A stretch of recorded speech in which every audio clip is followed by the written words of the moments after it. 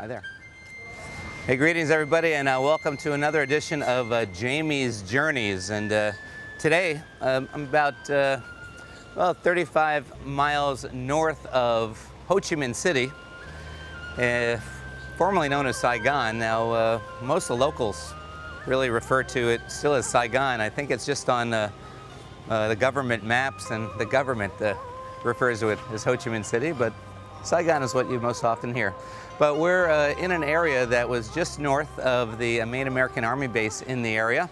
And this area of Ho Chi, which is a district just outside of Saigon, was a very hotly and fiercely contested area. The tunnels themselves were originally manufactured by the peasants who were fighting the French occupation in the 1940s, predominantly around 1948. And since the French were much more mobile, mobile fighting force than the peasant fighters, this was the way to combat that. They originally built tunnels in two villages and had tunnels of approximately 10 miles, 20 miles in length that they would use to fight. But after that, and over a period of 20 years, the extent of the Ho Chi tunnels was built. So the tunnels now range from actually within the former U.S. base in Saigon to the border of Cambodia, which is about 30 miles away from where we are now. It's about 250 kilometers of tunnels, so that's what, maybe 120, 130 miles of underground tunnels. And this is the spot where you can see them. So we're going to go in and we're going to take a look and show you what we can see here in the Ho Chi tunnels just north of Saigon.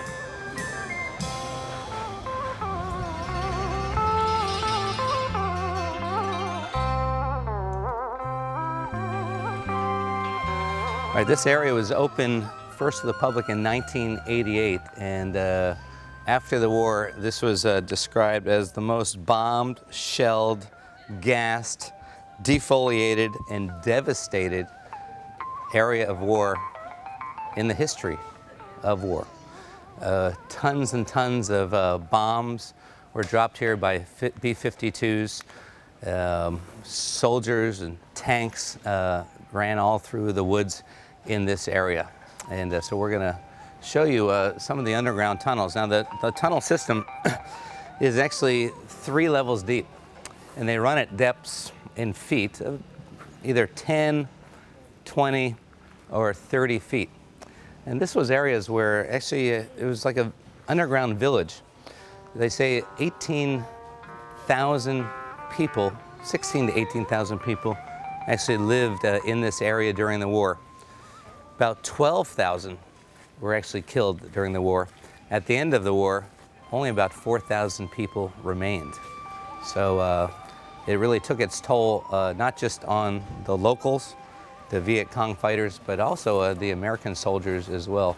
Thousands of American soldiers died here, and many, many more were maimed by booby traps and by gunfire. They died from insect bites, poisonous snakes, as well as the Viet Cong.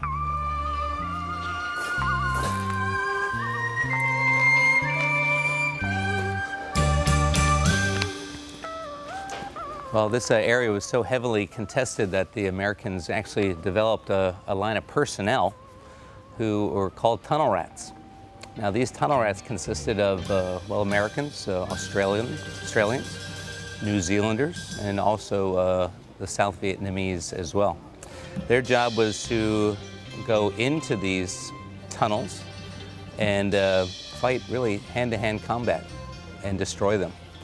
They didn't really have so much success, though. They only destroyed 63 different tunnel segments during the war, and that only achieved about 9-10 miles of destruction of the tunnels. But there's 120 to 130 miles of tunnels underground. Now, the way they did it too is that they would go into the tunnels they had 500 feet of cable that they could bring in to telephone the people above ground what was going on in there. They had a short dagger knife, kind of like a sawed-off gun, and also they had gas masks in case they were faced with chemical weapons below. Now, again, they didn't have so much success. In fact, what the Americans did is that they actually brought in 3,000 German Shepherd dogs. And these dogs were to help sniff out the Viet Cong. Now, there were a couple problems with that. The Viet Cong could disguise their scent in many different ways. And also, the dogs were really too big to really fit through these tunnels. But they did bring over thousands of them. So that is the story of the tunnel rats. And when you see these tunnels, just think about these men going down into places that were several levels deep. Sections of them were false tunnels, meaning that they were booby-trapped, knowing that these people were going to come in. I can't imagine that it was a very attractive job, but I got to give immense credit to the bravery of all those men who served in the tunnels here in Ho Chi. All right, another reason to visit Ho Chi is that it's really a great example of the prolonged resistance that the Viet Cong had, whether from the French or really the Americans. It's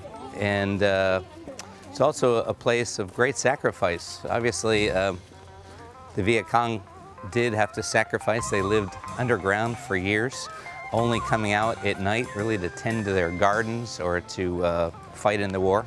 And of course to the American soldier, the sacrifice that they made in this area, from the casualties and the death toll and the environment of living almost in a jungle-like area, of course made it very, very difficult for them as well. So we're going to go in and take a look. All right, there were many thousands of casualties in this area for American soldiers, but as with any war, there's a lot more injuries rather than deaths, probably 3 or 4 times more. Anyway, this is an example of one of the booby traps in the area, and at the end of our tour, you're gonna see a lot of other examples, but this would be like what they have if you're walking along in the woods. This would have been all just regular covered ground. It would have been camouflaged, but the unsuspecting soldier would step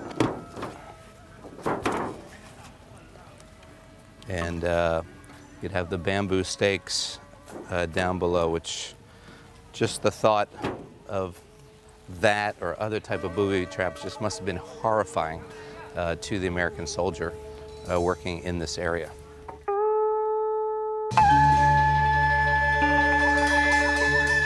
All through this area was heavily bombed during the war, and the remnants of the B-52 craters, which are about maybe 10 feet deep, are littered throughout this whole area, and you can see one of them here.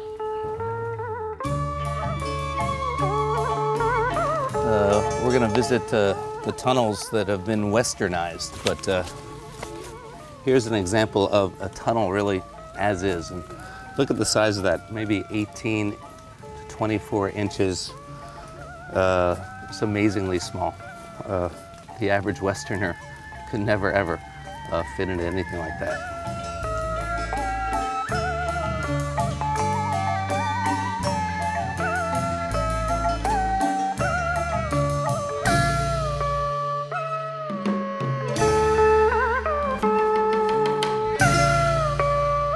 This is an even better example of a preserved tunnel. And again, just the size of these, it's just amazing. But now they've been westernized, and we're gonna go to another one that we can actually fit through. But also this whole area where we are, from behind our camera person to ahead, beyond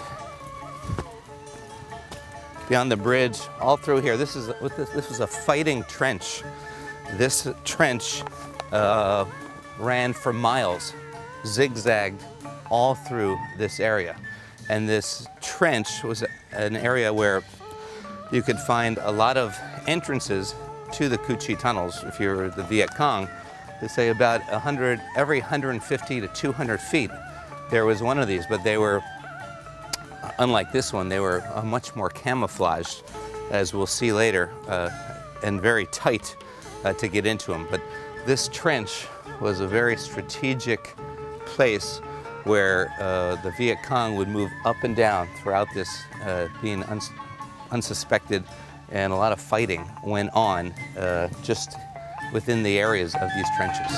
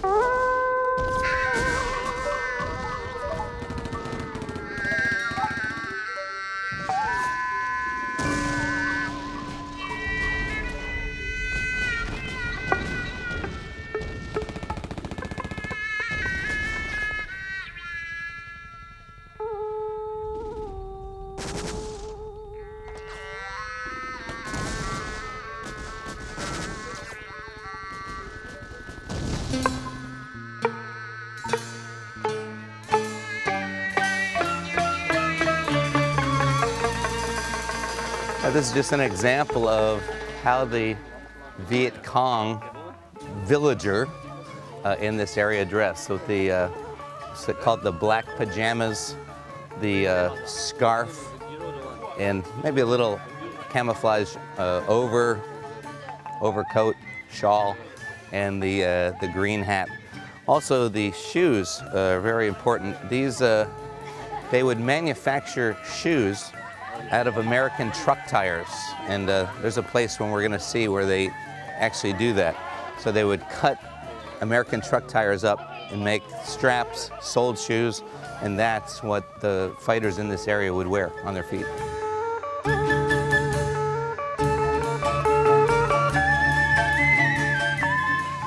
Right behind me is one of the American tanks that was exploded right here in 1970, and it's now kind of a shrine or a monument to this area. But the mines that the Viet Cong created were actually used from what the Americans dropped from the sky. They took the unexploded B-52 bombs and they would cut them open, taking the gunpowder and the casing, whatever they could salvage, to create the landmines. So really, what the Americans dropped from the sky that did not explode, in turn, was turned around and used back against them all through this area.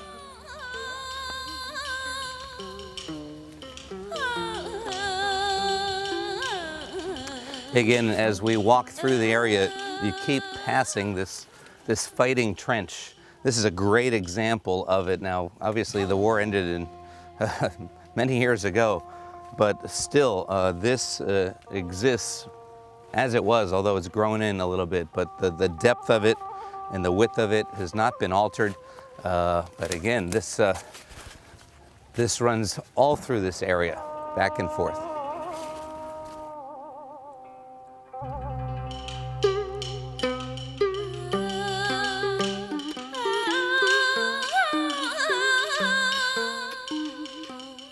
This part could be a little bit gruesome, and for some might not be comfortable watching, but these are some of the booby traps, different types of booby traps that you can see through the area.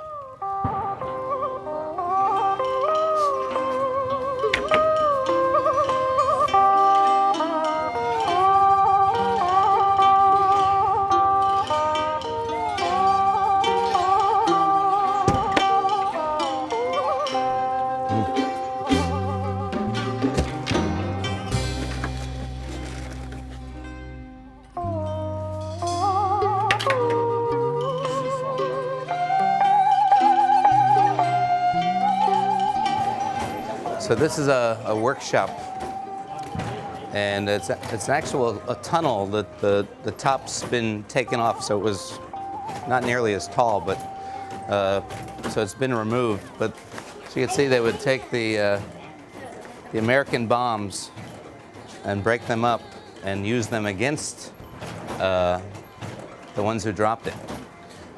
And also to make the punji stakes, you had the bamboo, and there's an example of that.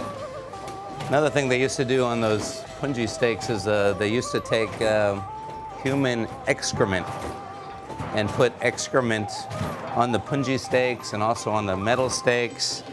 And so even if you survived, chances are you're going to get greatly infected from what has been put into your body. Lots of the shrapnel is used as well, as you can see here, all shrapnel from the bombs. They used whatever they could. Air, pie, booby trap. Oh, yeah. Bomb shrapnel. So he's telling us that they made the booby traps from the bomb shrapnel. Yeah.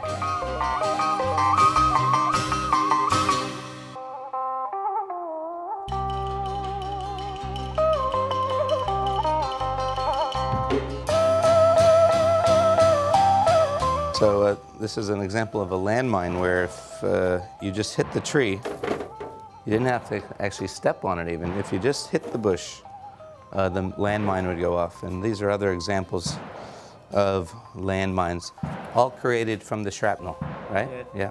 All created from the bomb. Hand grenades as well. Hand grenades all created from the bombs.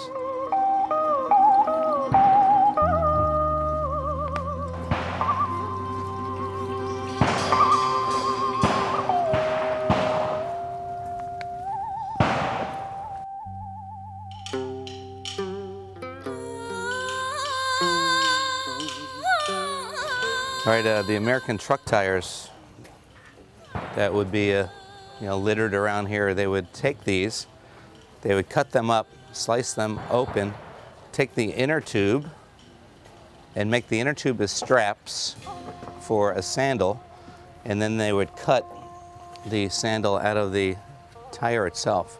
An example of that is right here.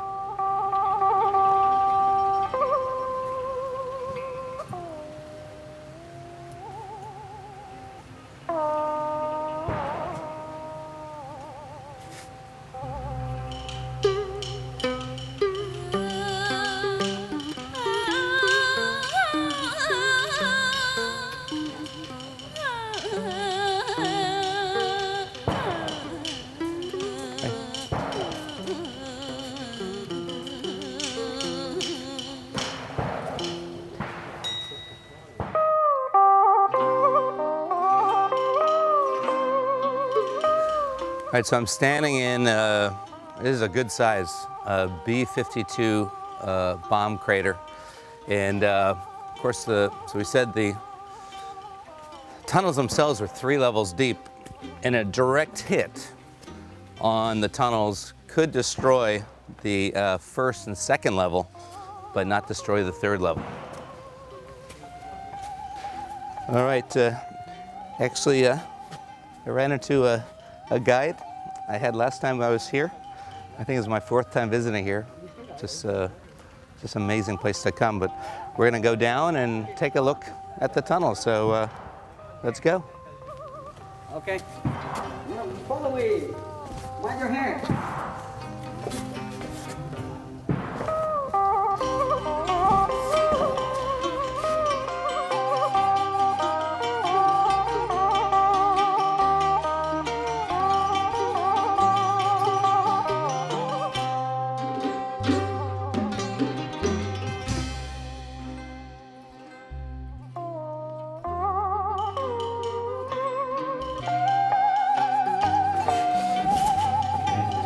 Again, look at the size of this compared to what we saw back there. The others might have been about half the size. Now we're going to venture in. Oh, here we go. Oh.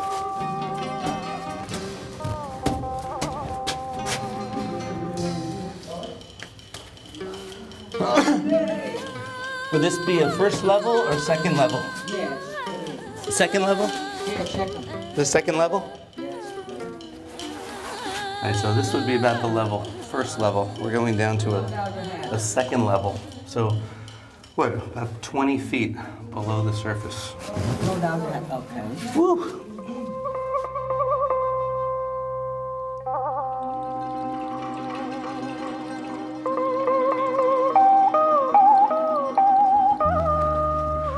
All right, this is a crossroad.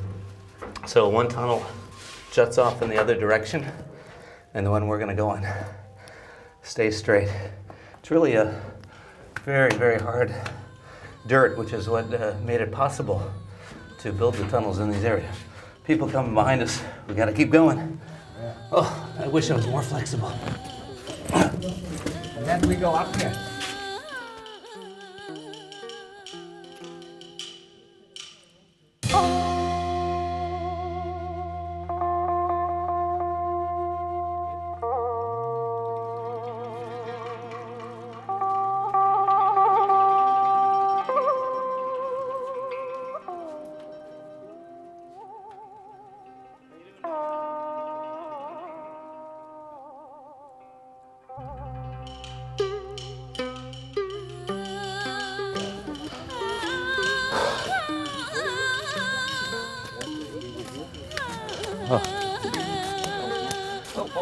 Wow. It takes some work. It does. The closest, the tunnels run from about 45 feet at the shortest to, I think about 300 feet, the longest one you can do.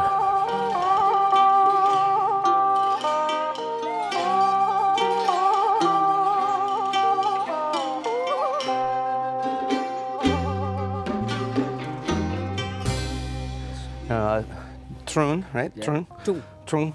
As I said, I met him on another time when I came here, and he was our guide, and we ran into him and remembered him. But the guides here, most of the guides here, were from this area, Cu Chi. right? Yeah, all from Cu Chi. In fact, his family fought in this area, and that's why they hire these people to, I guess, keep the ancestry going in the area of Cu Chi tunnels. Yeah. All right. That's a meeting room. It contains about 20 people. Yeah. For have the meeting here. And when the emergency came, they can get inside to the tunnel and disappear to the other place. For separate. But was this the Tet Offensive room where they met to organize Tet Offensive? Yes, please. In here? Yes. Yeah. Okay.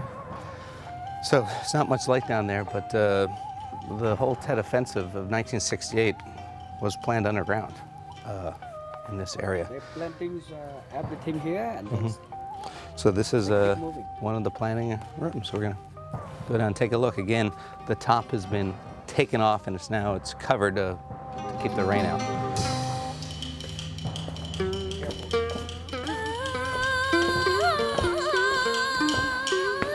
All right, we're in the meeting room where the Tet Offensive was planned as a meeting room. It seats about 20 people, but this is the tunnel that leads into the room. And they have it set up, they say, pretty much as it was. So there were planks, and it's like a tabletop, like a giant picnic table. So very interesting. Now you think about it, and then there's another exit too. So two entrances and exits. So when you think about what went on underground here, I mean, literally, it's like a village. Meeting rooms, dormitories, hospitals, mess rooms. They used to teach school underneath the ground. People would get married. They would birth children, literally raise children. It was an amazing lifestyle.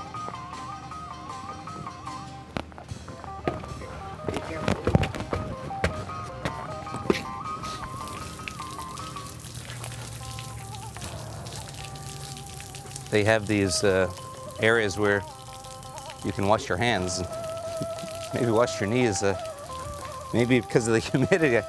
I could even use a shower.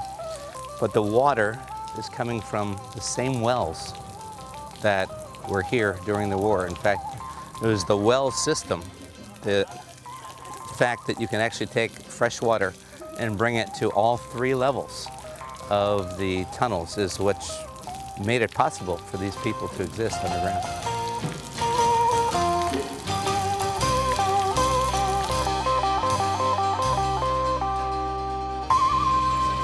Here's an example of how wild bamboo grows in this area. In fact, we're in an area where, I tell you, we're surrounded by bamboo.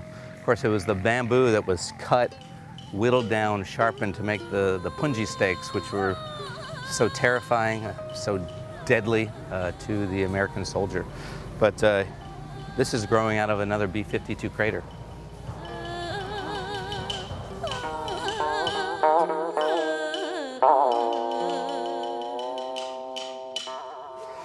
So this would be a typical kitchen. This is a typical kitchen. This was a typical kitchen. A tunnel coming up into the area or exiting the area. A well, which fed them the water, and it's still a well today. And there's a little cover over it to make sure you don't fall through. And then this oven. And you say, now you have an oven in here. Wouldn't the people suffocate from the smoke? Very ingenious. There is an exit pipe that would, just like a chimney, works just like a chimney, where the smoke goes out and exits. And we're going to show you what happens to the smoke here. But of course, this is an actual one where, again, they've taken the cover off. It was ventilated, so you had air, but also the exit for the stove. And here they would cook their rice. They would cook like a tapioca pudding, and that was really the staples of their diet.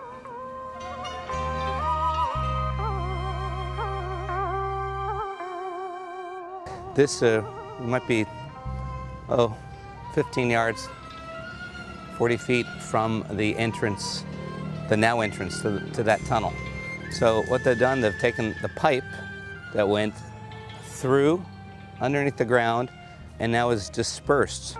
So you look at the smoke here. Now they cooked very early morning or in the evening. And so it was really undetectable. And what they did detect, the soldiers thought that it was either like an early morning fog or a later evening mist. You could not tell.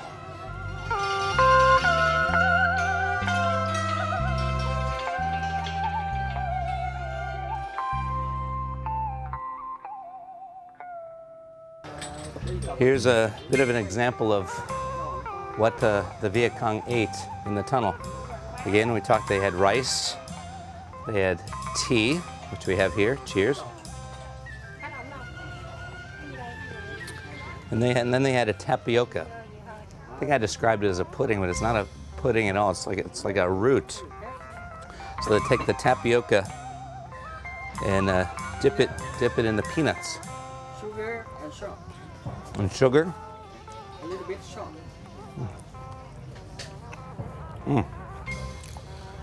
It's actually quite good, but I don't think I'd want to eat it day after day after day. But here's to you. Good.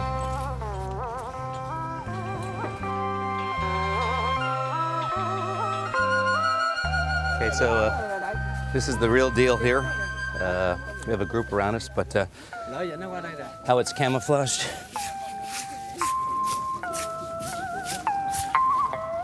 Take that.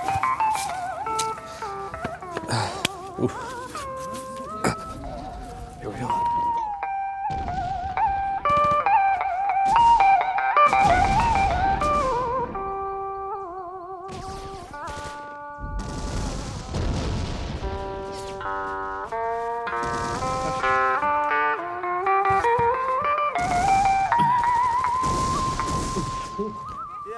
Get down a tunnel. Because in the world, the PC, the English not quite good IVA. Their body very There we go, small, right there. small size. How you can see?